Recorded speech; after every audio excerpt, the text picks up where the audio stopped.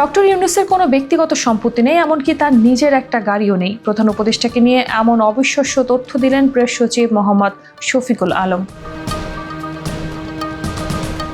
Dhaka reporters ইউনিটে 12ই মে meet the reporters অনুষ্ঠানে সাংবাদিকদের প্রশ্নের জবাবে এসব কথা বলেন তিনি। মোহাম্মদ ইউনূস তার শাসনকালে গ্রামীণ বিশ্ববিদ্যালয়, গ্রামীণ এমপ্লয়মেন্ট এজেন্সি সহ বেশ কিছু সুবিধা নিয়েছেন। এ সংক্রান্ত এক প্রশ্নের জবাবে শফিকুল আলম পাল্টা প্রশ্ন করেন, আপনারা দেখুন এসব প্রতিষ্ঠানের অনুমোদন পাওয়ার ক্ষেত্রে অন্তর্বর্তী সরকারের কোনো হস্তক্ষেপ বা ভূমিকা আছে কি? আর যেসব প্রতিষ্ঠানের কথা বলছেন সেগুলোর কোনোটা কি ডক্টর মোহাম্মদ ইউনূসের ব্যক্তিগত?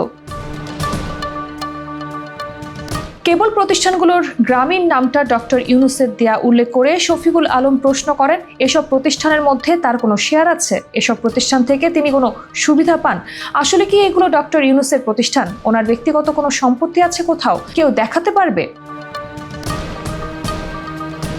এসব প্রতিষ্ঠান পাওয়ার ক্ষেত্রে ডক্টর ইউনূস, প্রেস সচিব কিংবা সরকারের কোনো ভূমিকা আছে কিনা তা তদন্তের অনুরোধ জানান শফিকুল আলম। তিনি বলেন, আমার জানা মতে ওনার ব্যক্তিগত কোনো সম্পত্তি নেই। তিনি নিজে একটা গাড়িও ওন করেন না। তিনি এসব প্রতিষ্ঠানের একটা শেয়ারেরও মালিক কিনা খুঁজে দেখান। আপনারা বের করে দেখান এসব প্রতিষ্ঠান পাওয়ার ক্ষেত্রে আমরা বা সরকার কোনো ভূমিকা রেখেছে।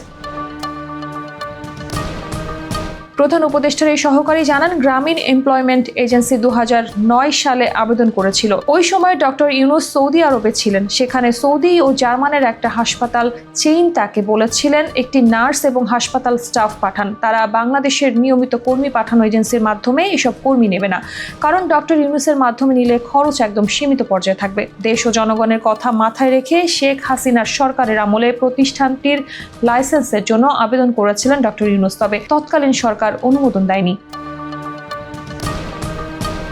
প্রেস সচিব প্রশ্ন রাখেন, এখন 2024 সালের পর যদি সেই লাইসেন্সের অনুমোদন পায় তাহলে দোষটা কি?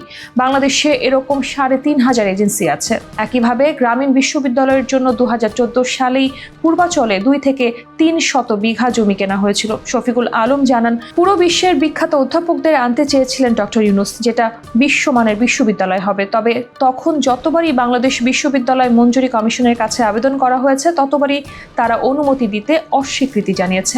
এমন দাবি করে প্রেস সচিব বলেন, এবার 6 মাস অডিট করে তারপর বিশ্ববিদ্যালয়ের অনুমোদন দেওয়া হয়েছে।